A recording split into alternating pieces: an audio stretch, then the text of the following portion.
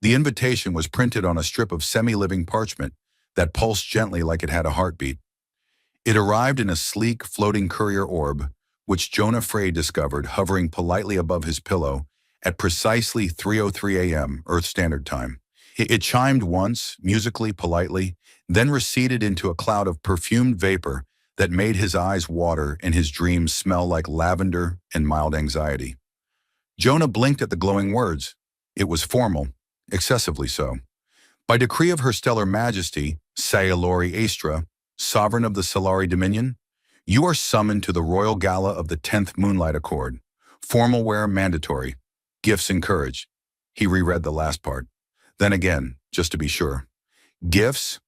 What kind of gift do you bring a woman who governs an empire that spans 3 spiral arms and once declared war on a species for sneezing during a peace summit? By 3:04, he was rifling through his belongings in a panic, which mostly consisted of government-issued jumpsuits, snack bars that expired last century, and a plastic locket he hadn't realized he still had. Inside was a photo of his childhood cat, Persephone, regal, angry, and mid-yawn.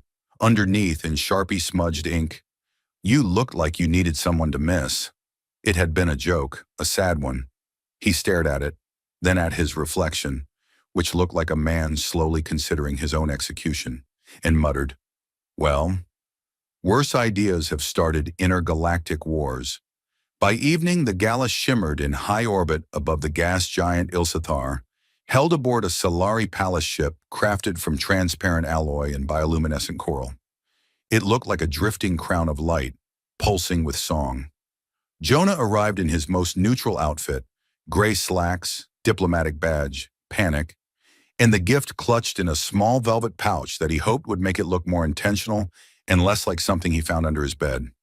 The Solari were statuesque, aloof, and unnervingly graceful, with skin that shimmered faintly in certain lights and ears that tapered into fine curves above their temples. They glided more than walked, swayed more than turned. When Jonah stumbled into the banquet hall, at least 3 Solari nobles flinched like someone had just sneezed on the royal tablecloth. "Ambassador Frey," a steward announced with a note of both apology and confusion, "of Earth." There was a pause, a long one. Somewhere someone coughed into a flute of glowing wine, and then she entered. Queen Salori Istra moved like a rumor, slow, dangerous, and hard to forget. Her long, silver-black hair coiled over her shoulders like living ink, and her violet eyes flicked over the room as if she were already bored of everyone in it. She wore something woven from stardust and thread.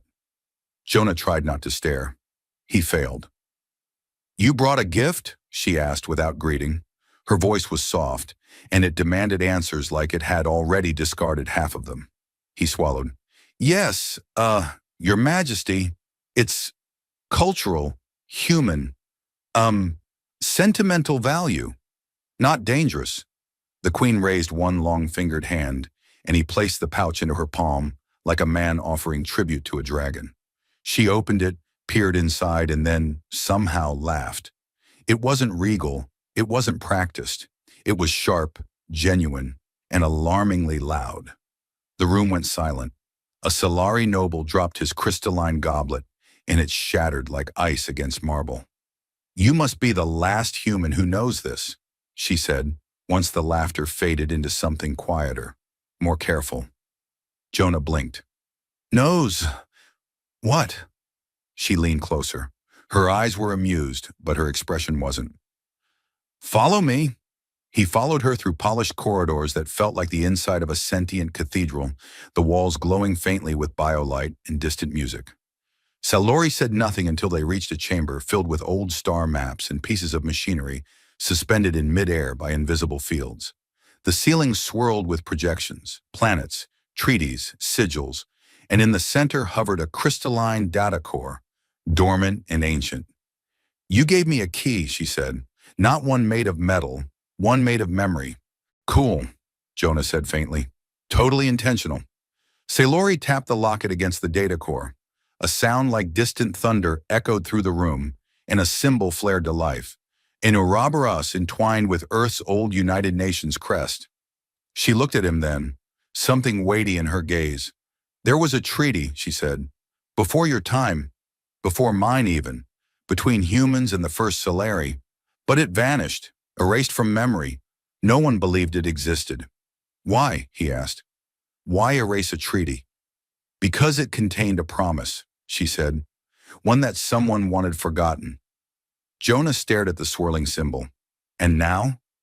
Salori turned toward him, a small smile playing at the corner of her mouth.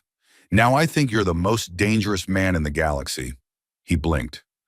Okay, but just for the record, I still don't even know how to use a can opener without instructions. She laughed again, softer this time, and walked to a console he didn't even notice was there.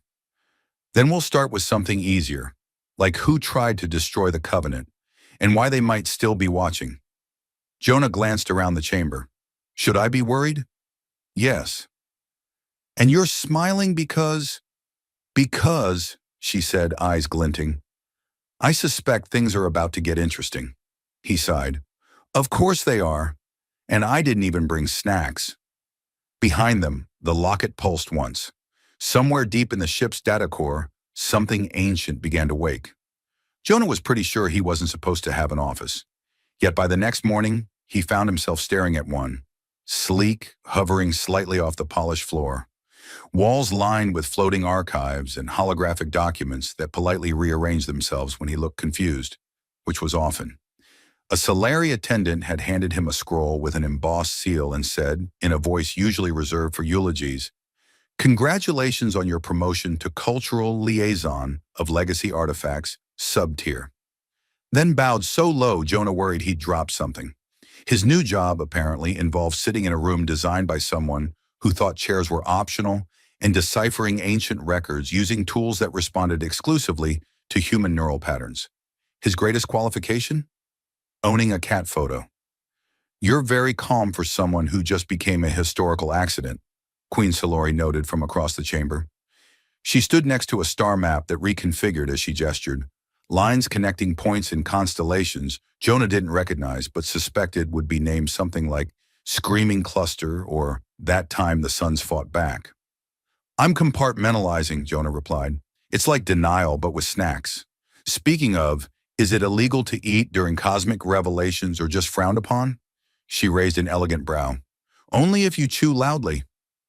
I'll take my chances, he muttered, tearing into a synth fruit bar that tasted faintly like purple and regret. They were reviewing fragments of the Sundered Flame Covenant, encrypted memory glyphs retrieved from the data core the night before. The Queen had already decoded 5 of them through some combination of alien psionics, high-tech intuition, and what Jonah suspected was sheer dramatic instinct. The 6th remained stubbornly inert until Jonah casually bumped it with his elbow while trying to adjust his seat. It burst open with a flare of light. Salori inhaled sharply. Jonah nearly dropped his snack. The projection that emerged wasn't a document. It was a memory, wrapped in sound and smell and light. It showed a Solari elder standing beside a human woman in a strange silver cloak. They touched foreheads, a Solari gesture of absolute trust. Words echoed, "When the stars forget, the flame remembers. When empires fail, the bond endures." Then a flash, and the memory collapsed into a single symbol, a spiraling fusion of human DNA in Solari psionic patterns. Jonah sat back. Well, that's not ominous at all. Solori's expression was unreadable. This wasn't just a treaty. It was a biological oath, a covenant written into shared genetic code. You're not just a relic, Jonah. You're a lock. He blinked. Okay, but just hypothetically, what happens if the lock opens? The room dimmed slightly, the star map froze. Somewhere, very faintly, a warning chime sounded. Salori pressed her palm to a nearby console. Then something very old wakes up, and something else might come looking for it. As if on cue, the lights flickered. Jonah stood. Okay, no. Nope. I know that flicker. That's a something's about to go wrong flicker. That's the same flicker I got in my apartment right before my coffee maker caught fire and tried to learn French. An alarm began to pulse. Salori didn't move, but her voice took on a sharper edge. The palace systems are detecting an unauthorized signal. It's ancient, layered, and it's trying to access the vaults. What vaults? Jonah asked. The ones I keep sealed beneath the primary throne chamber in case of pre-Empire doomsday scenarios. That's incredibly specific. That's incredibly necessary. They ran, not exactly heroic sprinting, more of a controlled diplomatic rush, through the palace corridors. The air tasted of ozone in unresolved plot threads. Guards flanked them, their armor glimmering with kinetic shielding. The Queen issued orders in clipped, precise syllari. Jonah mostly tried not to trip. The vault was circular, massive, and etched with spiraling script that pulsed as they approached. Inside floated a single containment pod, sealed in 12 layers of crystal and humming with low-frequency energy. The Queen stepped forward. Jonah stayed back, just in case it exploded or recited a prophecy at him. The pod opened. Inside was a construct, humanoid, silvery, with veins of faint blue light. It opened its eyes, which glowed gold. Then it spoke in a voice that felt like it was being whispered inside Jonah's skull. Designation recognized. Human key. Frey, Jonah. Biological echo of Covenant lineage confirmed. Jonah pointed at himself. Sorry, what now? The construct continued. Activation sequence incomplete. Memory core compromised. Reboot required. Please input ancestral passphrase. I have no idea what that means. Incorrect. You just haven't remembered it yet. The construct stood. Salori moved to intercept, but it raised a hand. I am not hostile. Jonah glanced at the Queen. Should we believe the glowing skeleton? It is technically not a skeleton, she said. More like a neural anchor wrapped in autonomous infrastructure. That doesn't help. Number, it really doesn't. The construct turned to Jonah. You brought the key. You reawakened the Covenant. The stars shift again. I really wish they wouldn't, he muttered. It extended a hand toward him, not threatening, almost hopeful. He hesitated, then took it. A surge of information hit him, not images, but feelings, echoes of voices, memories that weren't his. The moment of the first bond, a shared purpose, a hidden betrayal, the slow forgetting of everything that mattered. He staggered. Salori caught him. The construct stepped back. The first sequence is complete, but time is short. Others will sense the awakening. Others? Jonah asked, rubbing his temples. What others? Those who broke the Covenant. The lights flickered again. Salori looked at Jonah, calm but firm. You're not just part of history now, you're its fuse. Jonah sighed. Great. Does the fuse come with a manual? Or maybe a snack? The construct paused. I have stored nutrient data compatible with human consumption. Jonah blinked. Wait, you have snacks? The Queen smiled faintly. Jonah, I believe we've just made a friend. He looked between them, Queen, construct, ancient symbols burning softly in the air, and muttered, If this ends with me marrying into royalty, I demand dental coverage. Jonah woke up to find himself dangling upside down from the ceiling of a Salari stealth cruiser that definitely hadn't been there yesterday. His head throbbed with the dull ache of recent memory uploads and questionable snack consumption, and the construct, whom he'd reluctantly started calling Glowbro, was calmly projecting diagnostic readouts from his chest like a living PowerPoint presentation. Good morning, Jonah, it said cheerfully. You lost consciousness approximately 7.2 minutes ago during the neural relay. Also, you drooled. That tracks, Jonah muttered, trying to sit up and only managing a slow spin. Did we save the galaxy or accidentally set fire to it? Neither, Salori answered, striding into view with zero signs of dizziness or existential confusion. But your brain did just unlock the location of the Covenant archive. Jonah blinked. You mean there's more of this? There's always more, she said. We're just lucky yours was the version with sarcasm and low-stakes hobbies. The last human key was reportedly very into planetary sieges. They landed on a dead moon, one that didn't appear on any modern maps, veiled in cloaking fields and forgotten relics. The terrain shimmered with buried tech. An ancient Silary observatory emerged as the entry point, carved into blackstone and humming with buried energy. The moment Jonah stepped through the threshold, the archive awakened. Holograms flickered to life. Faces, names, documents, trailing light through the air like stardust. It was like walking through a museum curated by ghosts, each memory pieced together from the remnants of an alliance long buried. Silori moved through them with reverence. Globro hummed with quiet awe. In the center stood the true covenant, a living core, biological and sentient, sealed away by the final signatories who'd hoped to protect it until the galaxy remembered. It pulsed faintly, responding to Jonah's presence. He stepped forward, heart rattling in his chest. "I don't know what I'm doing." "You never have," Silori said. "That's why you're perfect." The core pulsed again. Then in a voice that sounded like the echo of his own, it said, "Then let the bond renew." The room lit up.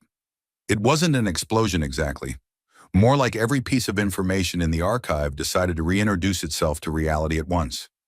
Jonah staggered back as a rush of warmth filled his chest, his vision swimming with glimpses of the ancient agreement, shared knowledge, protection across star systems, cultural exchange that went far beyond trade routes and official treaties. It had been beautiful, fragile, and deliberately broken. When the light faded, the core was gone, absorbed, maybe, or finally freed. Silori helped him up. "It's done," she said. He looked around. "So, what now? Interstellar parade? Galactic press conference? Commemorative mugs?" "First we clean up," she said. "The ones who broke the covenant? They won't be pleased, but they'll be late. You bought us time." Jonah slumped. "I bought time with sarcasm and cat memorabilia. You people need higher standards." "On the contrary," she said, smiling, "we tried high standards.